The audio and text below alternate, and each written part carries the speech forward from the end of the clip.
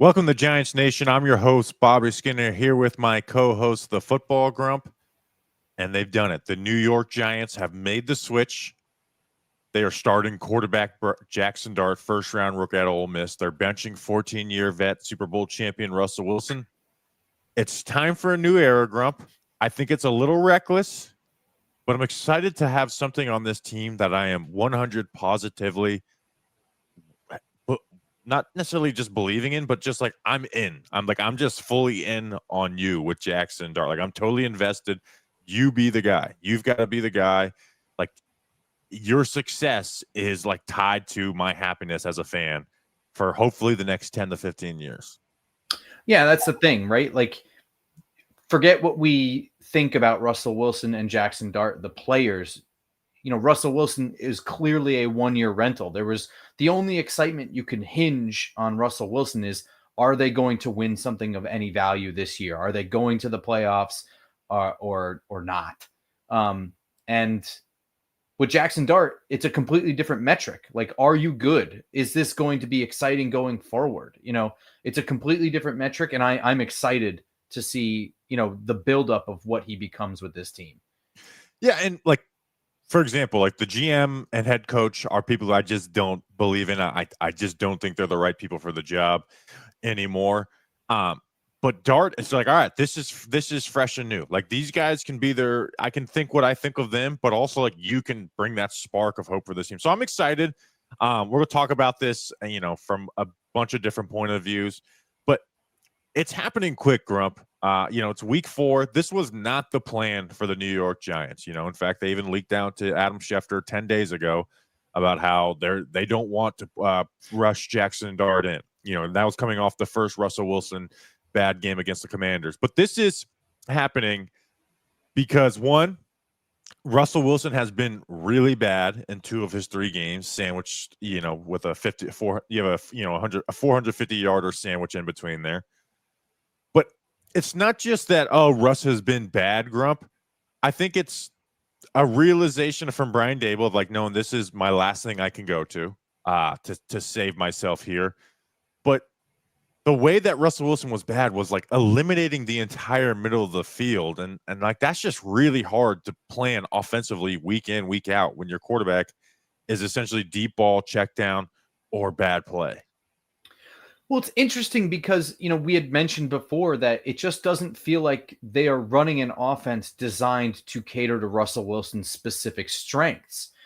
Even, like hitting the outside breaking routes towards the sideline, obviously the deep ball is part of something that Brian Daboll wants to do, but the emphasis on the quick game, the emphasis on zone read. I mean, like just the simple fact that you are using Jaxson Dart in a package of plays that highlights his running ability. And then that means running those plays with Russell Wilson to set those plays up later. You are operating an offense that doesn't cater around the strengths of your starting quarterback. So it's pretty clear that, at least to me, that this is something that has to be done. They didn't design an offense around Russell Wilson. I think they just thought that they could work around Russell Wilson's weaknesses rather than build around Russell Wilson's strengths. And this seems like an offense that's catered to Jaxson Dart's strengths. Well, and I'll say this, I disagree with that a little. Week 1, it surely seemed like that, and they just had a bad game plan. Week 2, it certainly catered to Russell Wilson's strengths because you saw Russell Wilson have the second most passing yards.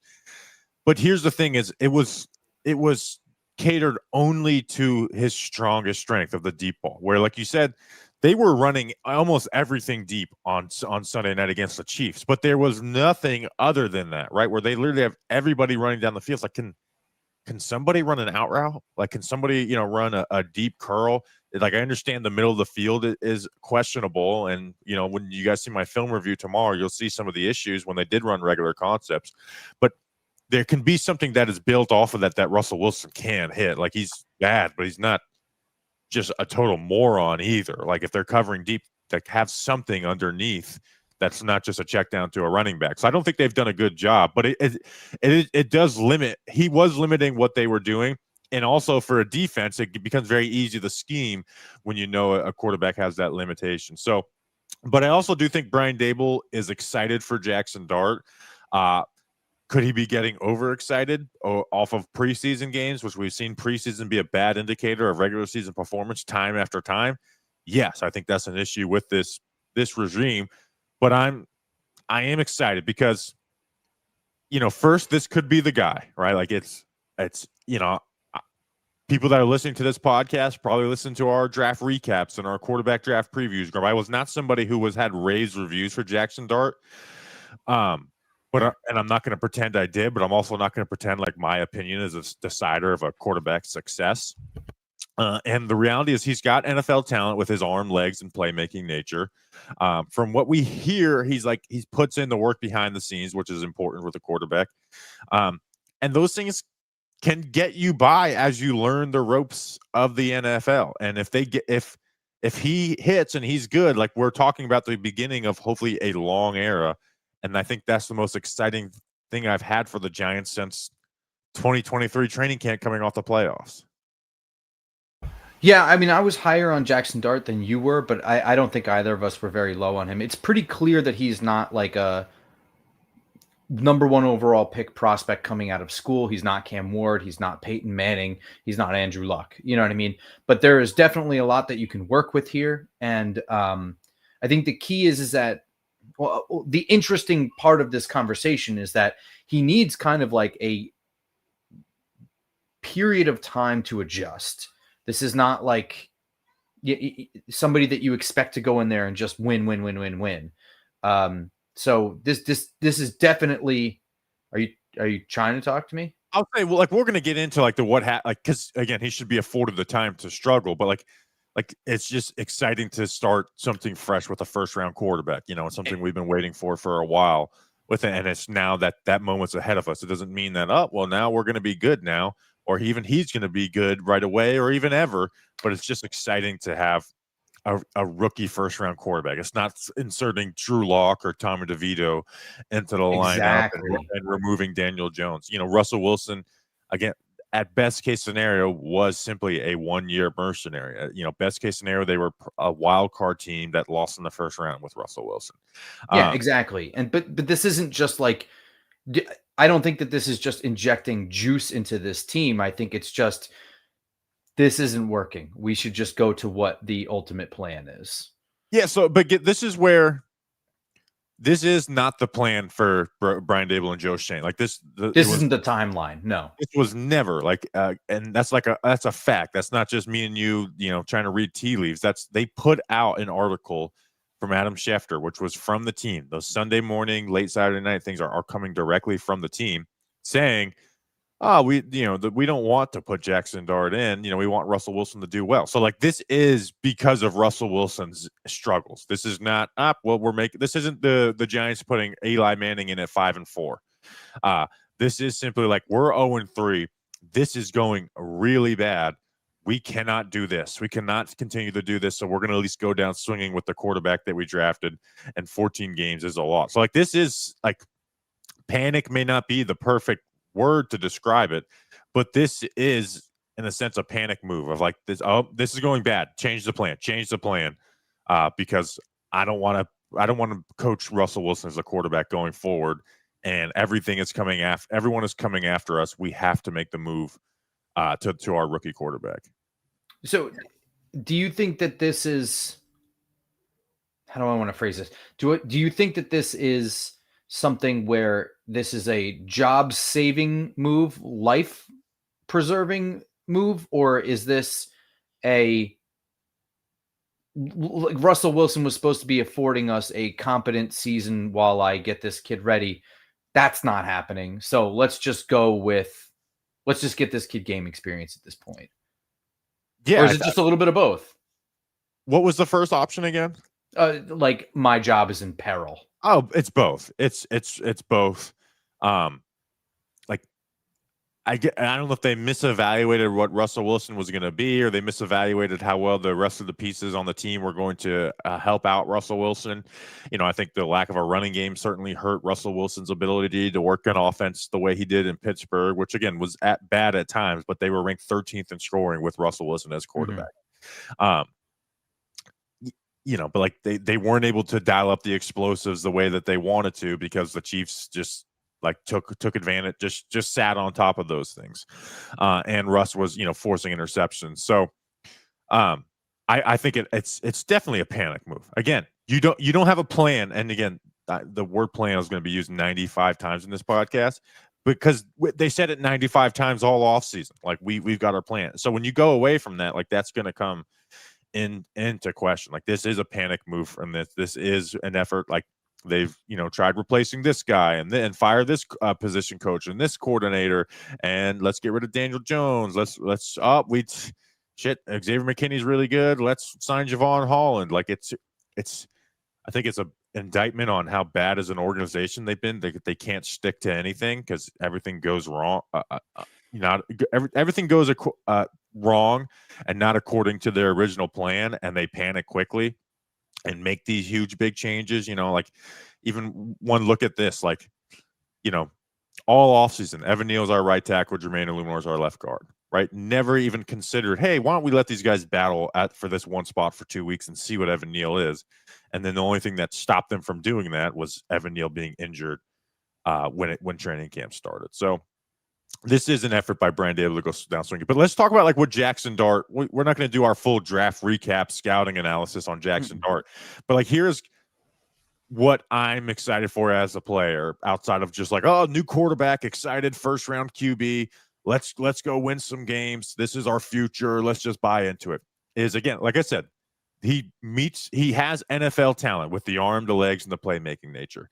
And the playmaking nature is not just athleticism. Like again, he's not a dynamic athlete either, but he's got enough athleticism that sometimes when he sees things the wrong way, he'll be able to make a play out of that. The example for me is the last preseason game, Gunnar Olszewski's 50-yard catch was 2 terrible reads by Jaxson Dart. It was 2 terrible reads, but he buys some time with his legs, and he is a player who runs up in the pocket and not out the back, where you can either run or extend the play with with a throw. But that 50-yard pass was a bad read by Jaxson Dart. I'm going to say this in theory, and this is the biggest difference between him and Russell Wilson. In theory, he can see and trust the throws over the middle of the field and, the corner routes on a sail concept. We won't know until he's on the field dealing with an NFL defense, but like you're not eliminating the middle of the field from the playbook like they were with Russ. Like I'm saying, there was some middle of the field stuff that Russ turned down in this most recent game, but for the large majority, they just weren't putting guys in there or designing anything there because they knew Russ's limitations. That does change the playbook quite a bit, and that's what Brian Daboll and Mike Kafka have liked to do, is use that middle of the field, whether it's in the intermediate, the quick game. In theory, again, we won't know this until we see Jaxson Dart do it. He may be totally confused at some of these defenses and take a bunch of sacks because he's not trusting it. But in theory, you now can open the middle of the field back up. And I think that's going to be the biggest. If there's a big positive difference between him and Russell Wilson, I think that is it right there. Like it opens the playbook back up for Brian Daboll and Mike Kafka to run their playbook and not something that has to be super tailored to a 35-year-old QB who only throws the ball down the field and checks down the running backs. Yeah, a couple of things on Jaxson Dart. In the quick game, quick trigger mindset and quick trigger arm, can fire things in there, makes decisions quickly, doesn't second guess himself too much. The idea that he is unable to run through his progressions is not really entirely true. He is able to do that. He was just not asked to do it a lot. There is evidence of him doing that. Has the capability to make all levels of throws and can throw with anticipation pretty darn well. Has mobility as part of his skill set, not just an extra attribute. So you can design some run plays for him, runs with chutzpah too. Like this is somebody who will probably to his own detriment run and truck into somebody when he probably should slide. Yeah, I don't like that shit. I'm not glorifying that anymore where I used to do it. I mean, like again, fourth quarter, playoffs, sure. But he is not this dynamic athlete, which is funny because they literally put him in for a zone, like he was Lamar Jackson or Jalen Milroe or somebody put him in for this run package. But but it allows you to run those zone reads. It allows him to extend plays, but it's not even just like the zone reads of like, oh, well, he gets to keep the ball and then run for it. If you've been watching the run game, I think what would make a huge difference is just keeping that backside defensive end honest, right? Just keeping that backside defensive end honest where he's not crashing down and squeezing the play, which has hurt the New York Giants a ton.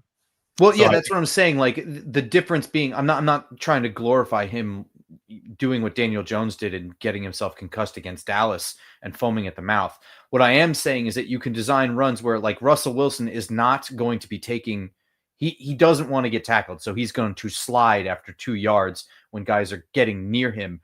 Jaxson Dart will get tackled. He will be a runner with the ball, I guess is the difference. You know what I mean? Yeah. Here's another part of this too, is he's going to be really hydrated, Grump. He is going to be really, really hydrated. And you know what he's going to be hydrated with?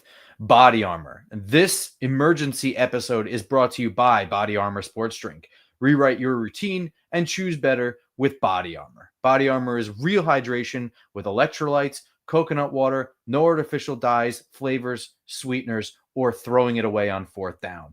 With great tasting flavors like strawberry banana and orange mango, Body Armor will level up your hydration game. Grab Body Armor Sports Drink today at your local grocery store. Body Armor, choose better. You'll be glad you did. He's always going to be hydrated. Check it out. Check it out. Always hydrated. The deep passing game. This is where I'm the most intrigued to see what we have right now. You know, we're like even the middle of the field of the game. We're going to talk about like what if this goes badly and what it means for Jaxson Dart and obviously Joe Schoen and Brian Daboll. We'll get to that in a minute. But my main point of that is like I am not going to kill Jaxson Dart if he struggles. He's a rookie quarterback. He's a late first-round rookie QB, which means he likely had a day 2 grade on him by the Giants. I'm not going to kill him if he struggles early. But the deep ball is where he is aggressive, right? Like you're not losing that deep ball aggression when you go from Russell Wilson to Jaxson Dart. You know, Dart threw the ball deep 22% of the time at Ole Miss. And honestly, you say, oh, well, what happens when it's not all clean and pressured? He actually defaults to that when things aren't clear for him, where he's just like, all right, I'm just going to throw deep down the field one-on-one. Better or worse, he does that. Like he actually threw the ball deep at a 4% higher clip versus the SEC than he did the non-conference opponents. Here's the issue, is the splits of his stats, and the film matches up with this. And I did a whole offseason thing on every deep passing throw that he did in individual games. And this is something I plan to do before the Giants drafted Jaxson Dart. It was just whoever they drafted quarterback, I will do this for him in the summer months. And people would say, oh, you're hating on him. Like, no, this was pre-planned to do. Versus non-conference, he completed 65% of his deep passes, 11 touchdowns, 1 interception, 163 yards per game. Against the SEC, completed 30%, 6 touchdowns, 3 interceptions. Again, 64% is the greatest deep ball passer we've ever seen. 30% is like bottom of the league. And the SEC opponents are obviously going to be more the closest thing he's going to get to NFL competition. But he is aggressive, but I want to see some success with it. It's not perfect decisions like, oh, he only throws deep when he has to. Just hopefully that ball is getting there accurately, right? And there's one thing I worried me about it. It's not just, oh, well, he can create a better decision making and Daboll's going to scheme this stuff up. It was just a lot of those vertical passes would die to the inside shoulder. They would die to the inside shoulder, and that is either going to be a pass interference or an incompletion in the NFL. Like receivers are just not beating guys like they were in college to where they can slow down and then get the ball at their back inside shoulder, right? That ball is either going to be broken up or you get a pass interference, and it's, you know, you're Joe Flacco with that. But again, you will have the aggression. That doesn't just mean deep passes on the sideline. Like the deep passing concepts that Ole Miss runs are the same ones that Brian Daboll does, right? If there's anything from Ole Miss that translate directly to the NFL, it is the deep passing, whether it's wave, mills, you know, or just, you know, a simple, you know, pre-snap, you know, set the outside receiver on a vertical like he did in the preseason game where he hit Little John and Humphrey for the touchdown. that is where I am most. That's where I'm looking at the here and now. Like, I'll be judging him the most on is how does that deep passing look? Again, not perfect decision making, all that stuff. Just how does the deep passing look? I mean, that's for sure. And I'm excited to see his aggression downfield and just kind of trusting stuff and ripping it. But I'm excited to see how the deep pass gets influenced by the, for lack of a better term, the opening of the playbook and using the intermediate middle of the field more often, and how that kind of changes what we've seen from this year's offense in the deep concepts. So, or if it's just going to be one-on-ones. He did struggle with being baited at college. That the Florida game sticks out in mind because I actually kind of watched that all 22 right off the rip, and that was a rough second half for him against a defense. I mean, a defense that came on, but dropped interceptions all over the place, throwing into triple coverage, being completely over aggressive. And I wonder what we see from that level. Obviously, as defenses are much more complex, the more talented defenses, like you look at like Philly's defense, right? Aside from the fact that it's a very talented team, aside from the fact that it's Vic Fangio, you also have just a lot of players that have played together for a long time. They are comfortable together. This isn't a new defense that was, patched together with talented players. This is a stable system that is proven in the NFL and has won Super Bowl. I can't hear Bobby. That's because I'm muted. Sorry, I'm using a different computer because of some microphones issues with my other microphone. That's why I got the headset on. So I don't even want to talk like the end of game stuff. I'm like, oh, he's a choker or whatever, right? If you go look at the LSU game, the Florida Kentucky. But what I do think it paints the pictures of what I said at the beginning of the aggression stuff is like when it's not clear, he defaults to that, right? It wasn't him throwing an interception on a 5-yard stick route, stick concept where he didn't read the linebacker. It was almost exclusively like, chuck it and duck. And again, aggression is good, but it's not good in its own right. Will Levis was extremely aggressive, right? Threw the ball deep 20% of the time. He's a terrible quarterback. So again, it's just how are we using that? Do you have anything else of like as him as a player in the here and now, what you're looking for before we talk about Joe Schoen and Brian Daboll's role in this and what happens with them going forward? Final note is that he has a ton of college experience. That's it. He does. And he's got a lot of preseason experience too. So I want to say this on the Joe Schoen and Brian Daboll front of this, and it probably will if he looks good. Dart looking good should not save these guys' job, right? Like I started that take on the Monday's podcast, but I was like, let's save it for when they bench him, not because I didn't think this would happen this week. I thought they would at least wait another week because Russ's week 2 game. These guys have done a bad job. Like if Jaxson Dart looks good, that does not heal all wounds. Like they got to win games. Like if they win 3 games this year or 4 games this year, and Jaxson Dart looks decent, that's all the reason more to fire these guys. It's like you got a quarterback who looks good, and you're still not able to do anything.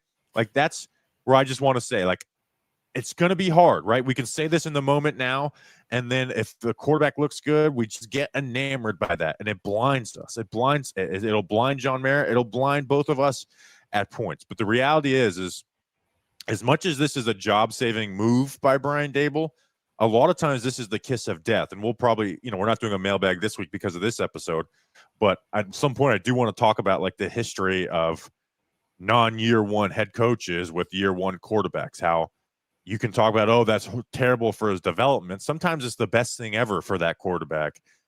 Jared Goff is an example of that. There's other examples of that. So this should not be up. This saves their job. Like in reality is it's year 4. This is an 0-3 team. Unless they are able to turn this around and start winning games and letting this improvement in talent show by winning games, they are not deserving of getting a job if Jaxson Dart looks good. If Jaxson Dart looks great, like I'm talking about like legitimately great, like, Jaden Daniels, CJ Stroud type rookie years, that can change it a little bit.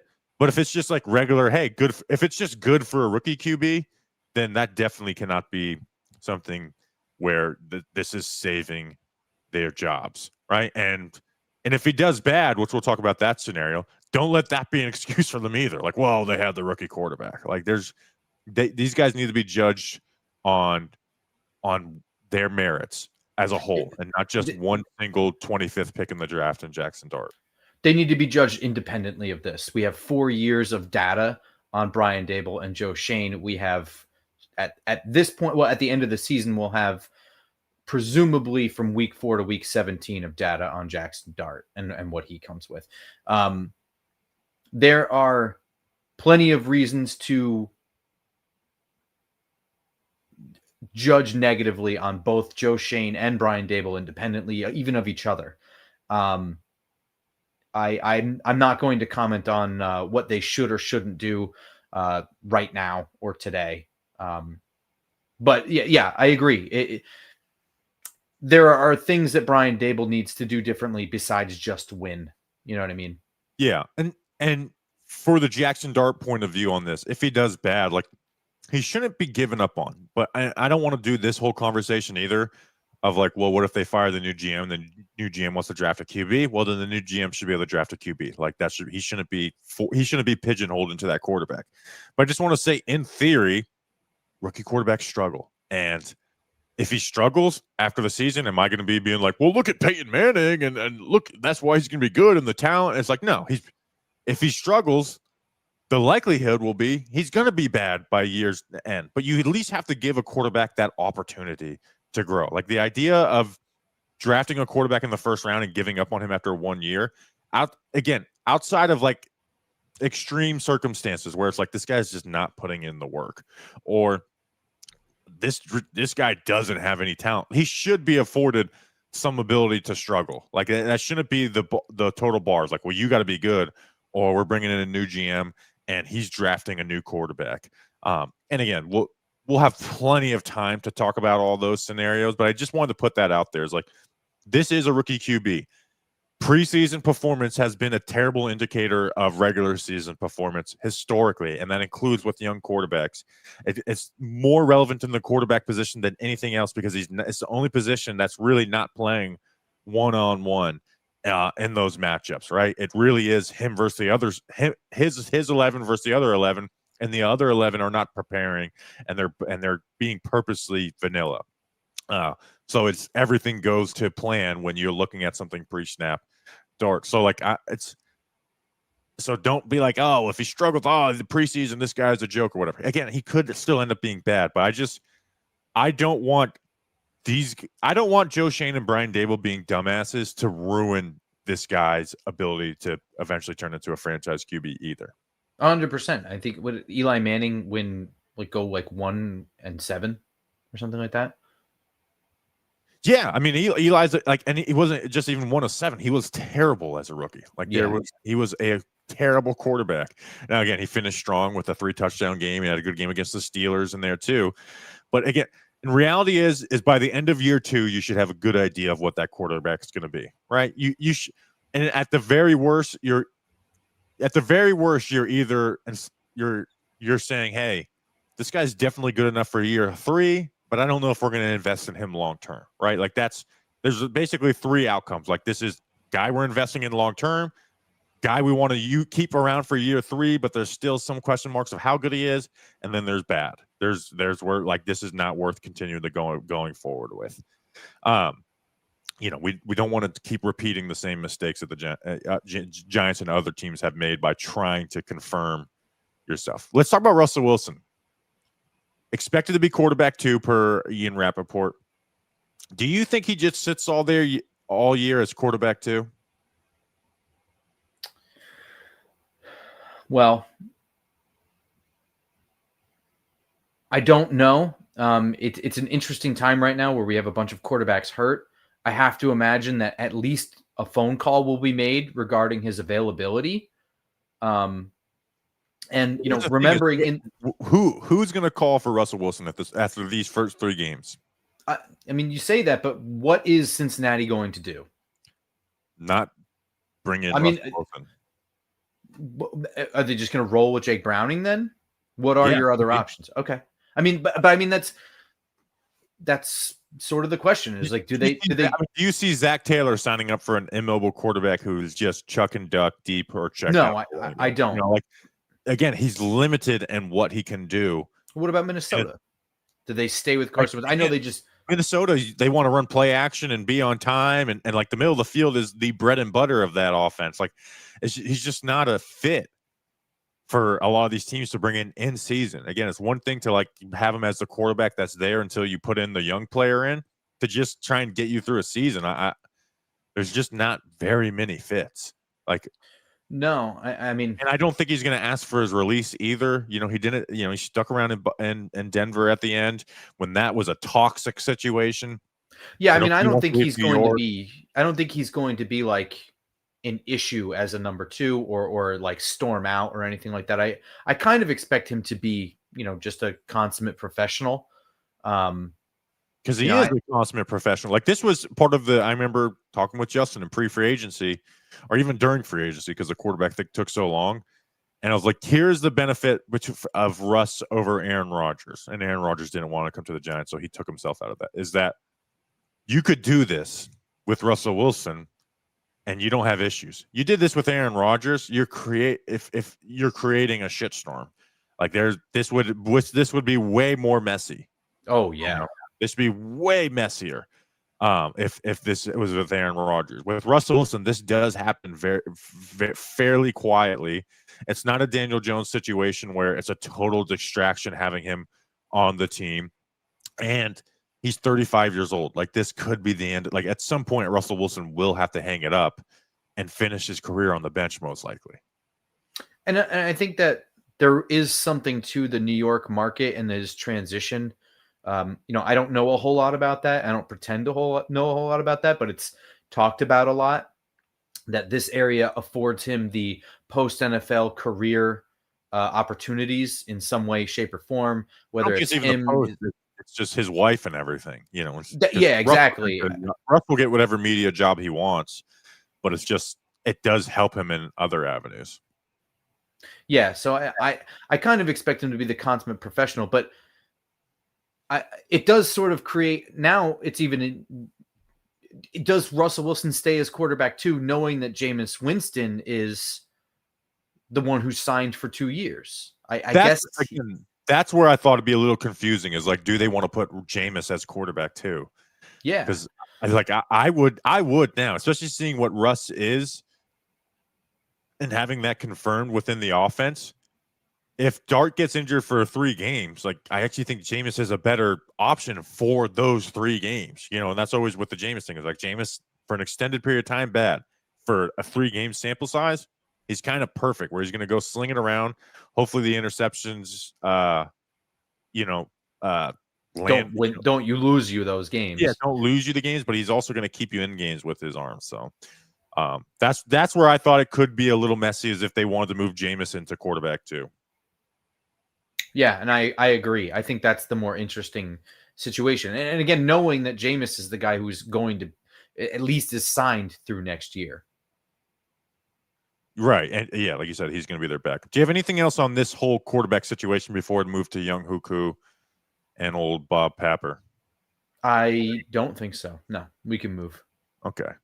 All right. Let's roll. I'm excited for the preview pod to break down the film and think about Jaxson Dart slicing up the Chargers defense. Oh, do you have anything on the sentiment of like waiting for the Saints game? Like, I understand in the here and now how I could personally have that feeling too, but the reality is if he plays the Saints his first game or second game, it changes nothing at the end of the year.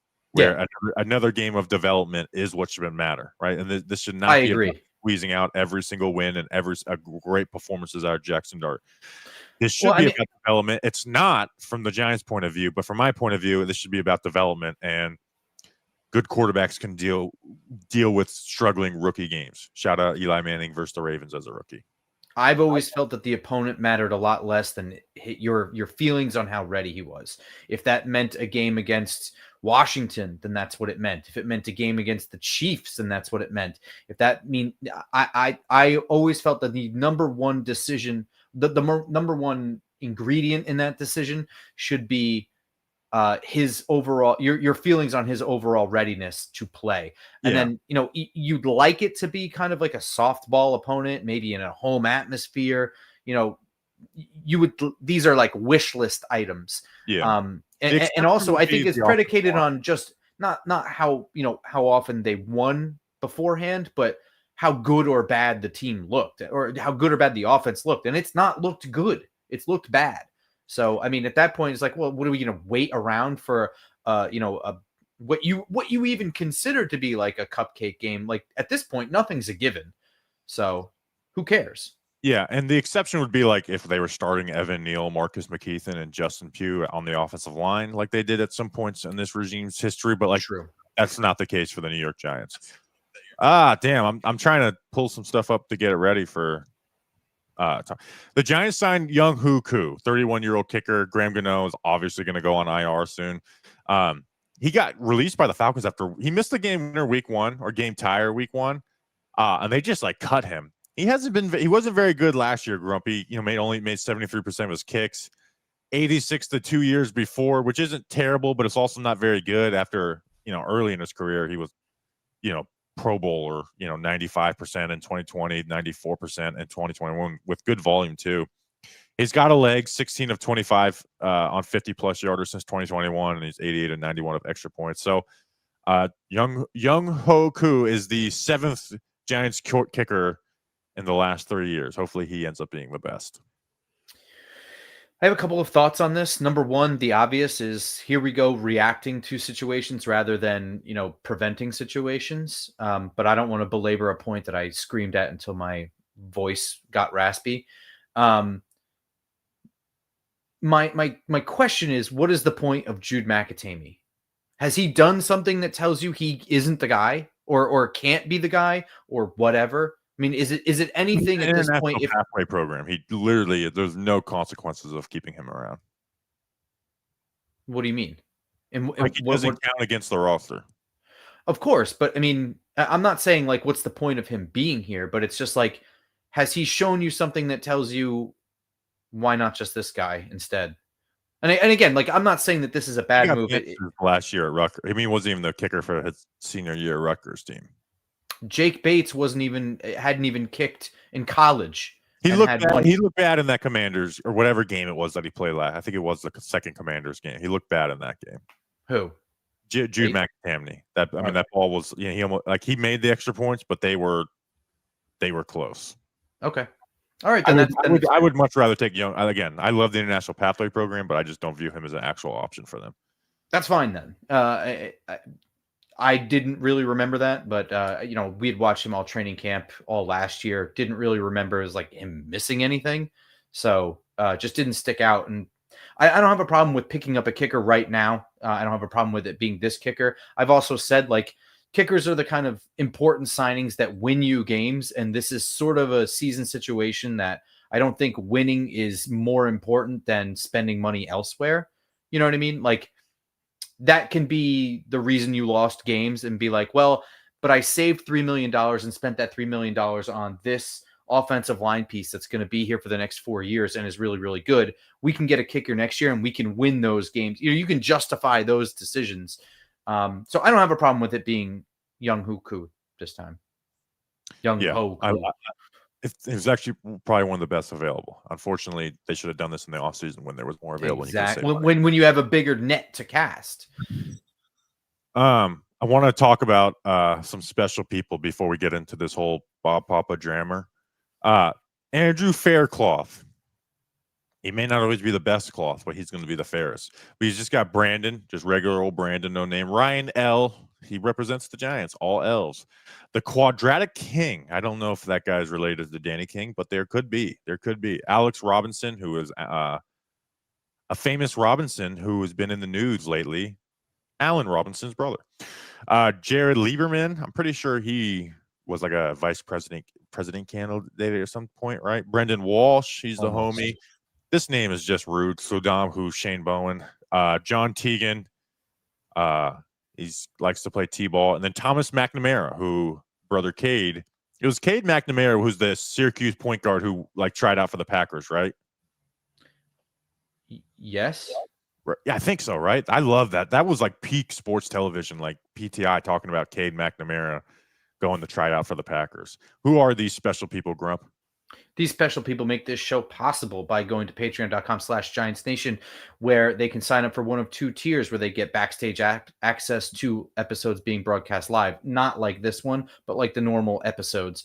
They also get entered into a monthly t-shirt raffle. They get stickers in the mail from you, Bobby Skinner, and something else. The film review. I mean, like the film review, yes. You Patreon, yes. be posting the film review right now and then working on the mailbag after that. So I finished the first half of the film review. So once we get done with this, I'm going to do the second half, and that will probably go out on Patreon sometime. I'll probably put it out like first thing in the morning or whatever. I won't put it out at 1 a.m. so you guys can get the alert. Thank you, patreon.com/GiantsNation. You guys are the best. You guys make this thing go around. So I want to talk about this run-in with Bob Pop, and I know most people that are listening to this are fairly familiar because it got a lot of interaction. But after the game, we talked about this a little bit on the Monday podcast, where it's like this team's so bad that and I put this clip saying, John Mayer, please stop making my childhood heroes have to say this stupid shit. And let me just play it so people can hear it. Let me know if you can't hear this, Grump. Look, the Giants right now could very well be 2-1. So this is not a bad team. So for those of you that are walking out of the stadium right now, or you're watching this game at home, like this, when you start off with saying, here we go again. No, this is a different team. Like this team is better. And it's hard. They're just not finding ways to win. Right. They're finding ways to give the game to the other team. So I just disagree with that, like, totally. Like, they're good. Like, every team makes mistakes, okay? We cannot, after every loss, be like, man, if we just didn't have all those bad things happen, we'd be a good team. This is a good, like, I just bothers me. And Carl Banks tweeted, quote tweeted us, and you should post the rest of what we said, Bobby. I have too much respect for what you do to think you're grandstanding for clicks, and I know that you are capable of complex thoughts. So please watch and or post the rest of what was said. So in reality, I was like, well, the context doesn't change anything, but I will post the full 2 minutes of what you guys are talking about. So here's that clip. As much of an impact from him, but we did see him get a sack, though. Yeah, this Giants pass rush was the lifeline of this team right now. But so O'Hara's talking about like some of the good things about the defense, and then he does his whole thing. And again, remember this in that clip. Carl Banks doesn't say anything. It's not a clip about Carl Banks, and I'll even further that point here in a second. finding ways to win. Right. They're finding ways to give the game to the other team. So Carl says this. Again, we talk about levels of competition, right? They're not there yet. And as you say, they're not a bad team. They're a better team, but you can't convince anybody of that because they see the score. Yeah. And then the level of competition that they're playing right now is preventing anyone from seeing it unless you're looking through the eyes of someone who's been on the way, on the ascent, or you can actually look inside and say, this is getting better, this is getting better, this has to improve. But when you're playing Super Bowl caliber teams, you got to come up with those turnovers. Right, and even though this is a Chiefs team that was struggling to start the season. So again, I just disagree with that Wholeheartedly. But I just don't think that context changes anything. So I did. So like the context adds Carl Banks' commentary that just wasn't there in the original post. And this is not about Carl Banks. This is about Bob Papa. But I would say to Carl is like, my post said, stop making my childhood hero say this. Carl's not my childhood hero. Sean is. I was born in 1992. I played offensive line in high school and college. And that group of 5 were my idols of David Deal, Richie Soybert, Sean O'Hara, Chris Nee, and Kareem McKenzie. Like those are Eli will always be my favorite player or whatever, but like those were my high school heroes, right? They're the offensive line. When this, whole world ends, whatever, and the whole world burns up or whatever, when you say name the offensive line for the Giants, that's going to be it. The other part is that saying stuff like this is the other point is that like saying stuff like that is a part of the job for the Giants post-game media team. Like it's not their fault that they have to sugarcoat things. It's the Giants because the Giants continually put out a product that needs to be sugarcoated. You can't just talk about them winning or if they lost it not being while they're 0-3. But they have to keep feeding this to us because that's what that piece of media requires, and sometimes it drives me nuts when I go to listen to the Brian Daboll press conference, not to hear that, and I'm waiting for it, and I hear stuff like that. Here's the other part, is they just don't believe, Sean O'Hara doesn't believe that. I don't think Carl did either. I think when they're talking off mic, they're not saying those things. And if you think I'm wrong or making that up about the dynamic of that post-game shows, there are guys who are or have been on that show who tell me how it goes. They say they tell them, focus on this or talk about that or stay away from this. Don't touch this topic. There's also a common sense factor that they work for the New York Giants. You're gonna sugarcoat the message. It's just the reality. And again, I know this because the guys that say on there, and then they will say to me privately of what they think of the team, or to people I know, say, "Oh, you hear what like this guy said about the team to me," and some have lost jobs doing this. It is what it is. I just don't really care about that stuff. But the O'Hara clip was just outrageous, and obviously I was pissed after the game, and I was like, "This is just dumb." But that doesn't really matter to the context of anything. So Carl brought it up on his podcast with Bob Papa, because I think that's what that podcast mostly is. It's about talking about Twitter and not the Giants. Like I think they judge Twitter opinions. Like I think they judge people on Twitter, their opinions harsher than what their front office does, like actual like deeds of transactions and draft picks and free agencies. I will remember last year when the Giants were 3-13, they spent an entire podcast explaining that teams don't tank to fans. Like we don't understand the whole concept of that, instead of actually talking about the state of the team with 6 days ago before the Giants actually did semi-tank against the Eagles, where they were definitely not trying to win that game. So again, I disagree with Carl a ton. And he is not a mere mouthpiece, unquote, but like he is a Giants employee. And I know for a fact that Giants employees are muzzled on what they can and can't say, because the other Giants employees have literally told me. But the part that actually probably got people more mad than they got me was this Bob Papa clip on the podcast. Let me pull it up. That's the clip that you're taking issue with. Who is it again? One of these content guys? It's Bobby Skinner. Right. He's a fan. He's a fan, right? He's a fan. Listen, I don't even want to get into. Yes, he is a fan. Yes, he's a fan. Let me ask you this: does he go in the locker room at any point during the week or after a game and sit and talk with players? Is he at the coaches' press conferences each and every week? Does he have relationships with any of the coaches and players outside of being a fan? I don't think so. Okay, so he's a content creator. He's a Giant fan who's very. Do you know about Project? And then Twitter now just plays random political videos after that. So that's a bullshit move by Papa. Like it's not just, oh well, yeah, I am a fan, but it's talking down. Like this, they don't know that he's a fan. Okay, these fans are just emotional. They're not in the building, so they can't possibly have an informed opinion on what is going on. Like it's bullshit to me. And first, here's the other thing. This is the other thing. Like who is the guy again? Hey, you're starting your fucking podcast talking about me, and you have a prepared clip. You know who it is, Bob. You don't need to play the who is it again? So we don't need to do that. But I will say this to Bob Papa. Joe Schoen talking to you a couple times per week, or Brian Daboll telling you the wide receiver ran a wrong route doesn't make you informed.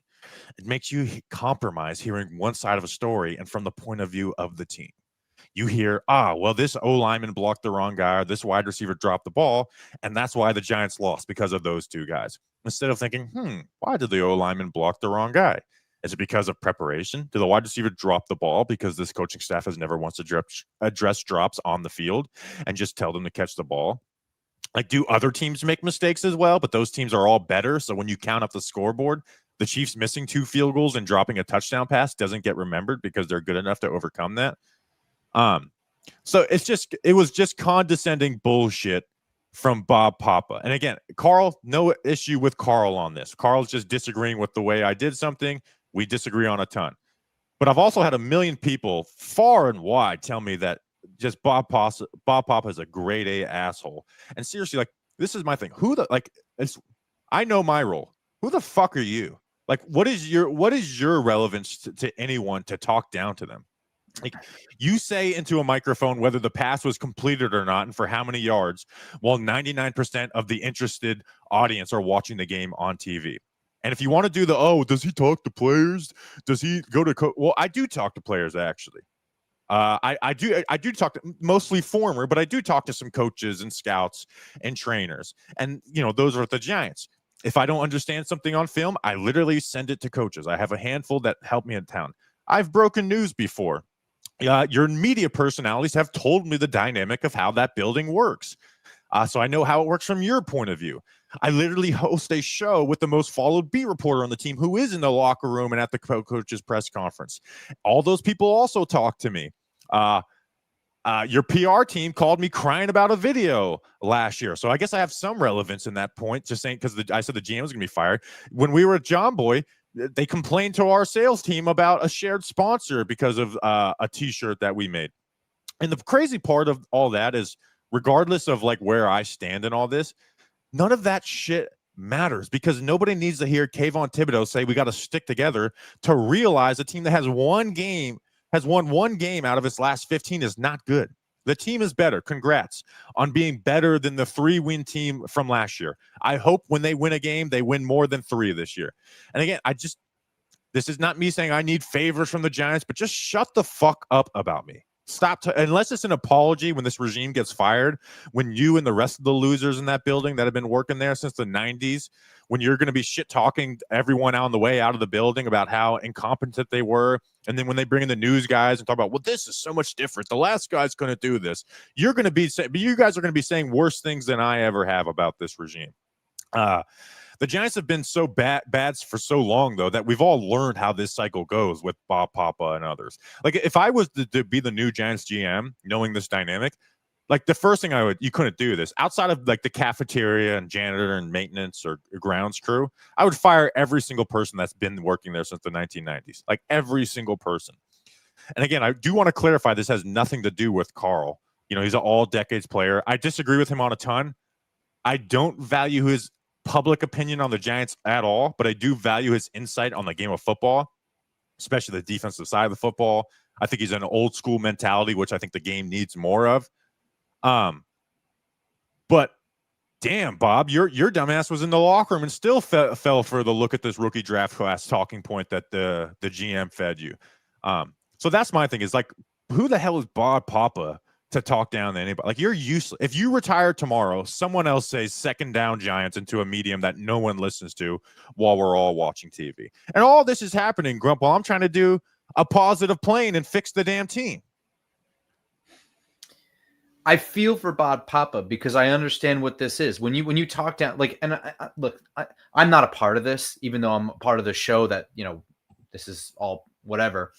So I'm not taking this very personally, but I understand what this is when you talk down to like a content creator and just like hammer that in. He's one of these content guys. It's content stuff as if it's somehow super different than what you do. And what that's exactly what this is. This is insecurity. It's, oh shit, this guy just set up a ring light and a microphone. And I don't know. That's kind of all I do, except I look more professional when I do it. I just have way more backing and help, but I get less views. Yep.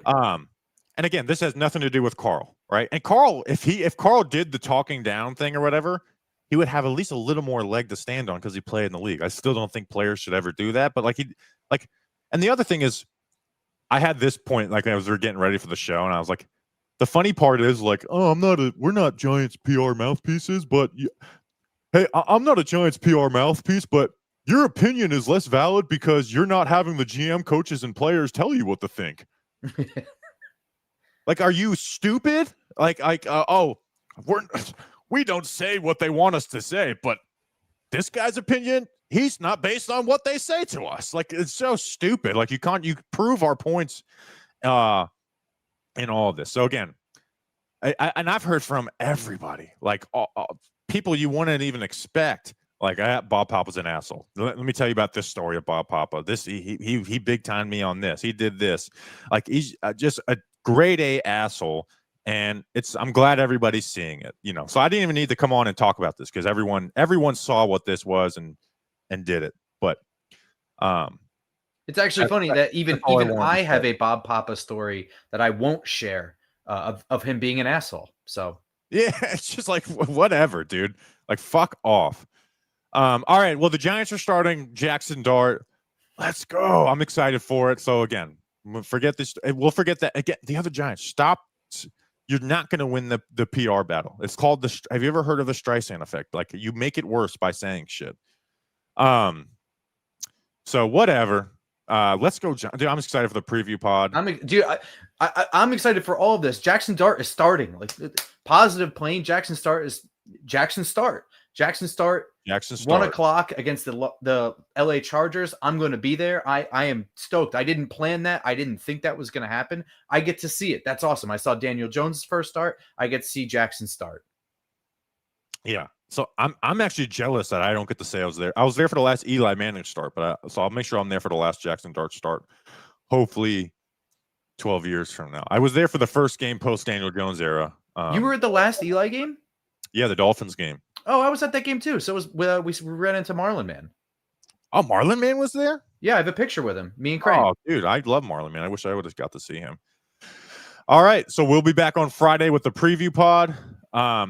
We will see you guys then. Until then, let's go Big Blue.